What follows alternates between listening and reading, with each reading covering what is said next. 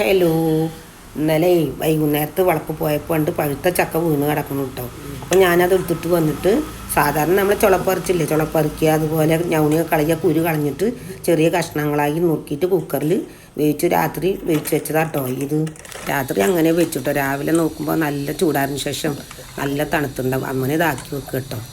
ഇതേപോലെ തന്നെ കഷ്ണങ്ങളായിട്ട് വേവിച്ചത് ഇതുപോലെ എടുത്ത് വെക്കുക കേട്ടോ. കാരണം എന്താ വെച്ചാൽ വരട്ടേണ്ട ആവശ്യമില്ല. ഇതേപോലെ തന്നെ ഇതേപോലെ കവറിലാക്കിയിട്ട് എടുത്ത് വെക്കാം. ഇത് ഞാൻ ഫ്രീസറിൽ കുറച്ച് ഇതുപോലെ ആക്കി വെച്ചിരുന്ന കവറാട്ടോ.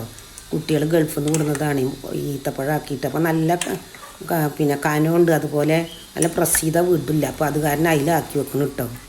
ഇത് വരട്ടാതെ കേട്ടോ, വേവിച്ചിട്ട് അതേപോലെ ഫ്രീസറിൽ വെക്കുക കേട്ടോ. അപ്പോൾ എടുക്കുന്ന സമയത്ത് നമ്മൾ സാധാരണ പഴുത്ത ചക്ക കഴിക്കണ പോലത്തെ ഉണ്ടാവും. മറ്റേ വരട്ടി വെച്ചാൽ പിന്നെ ശർക്കരയും നെയ്യൊക്കെ ഇട്ട് വരുന്നത് പായസമോ അങ്ങനെയുള്ളതൊക്കെ ഉണ്ടാക്കാനല്ലേ പറ്റുള്ളൂ.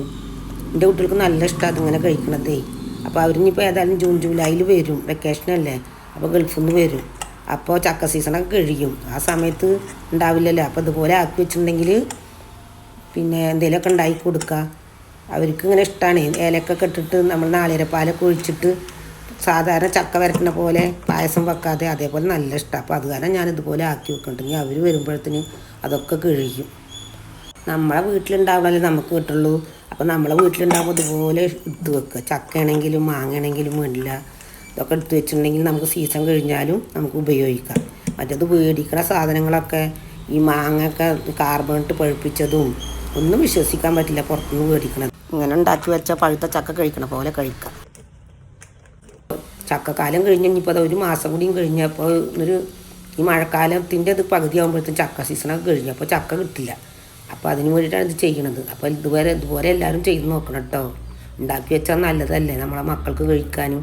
ചക്ക സീസൺ കഴിഞ്ഞാലും ഇതുപോലെ കഴിക്കാം. ഇതുപോലെ ടൈറ്റായിട്ട് പാക്ക് ചെയ്തിട്ട് ഫ്രീസറിൽ വെക്കുക. എന്നിട്ട് ആവശ്യമുള്ളപ്പോൾ പുറത്തെടുത്തിട്ട് നമുക്ക് ഉപയോഗിക്കാം. അപ്പോൾ എൻ്റെ ഫ്രിഡ്ജിൽ ഇങ്ങനെ ഓരോരോ സാധനങ്ങൾ ഉണ്ട്. മാങ്ങ, അതുപോലെ ചക്ക വരട്ടിയതൊക്കെ ഉണ്ട് കേട്ടോ. എല്ലാ സാധനങ്ങളും ഉണ്ട്.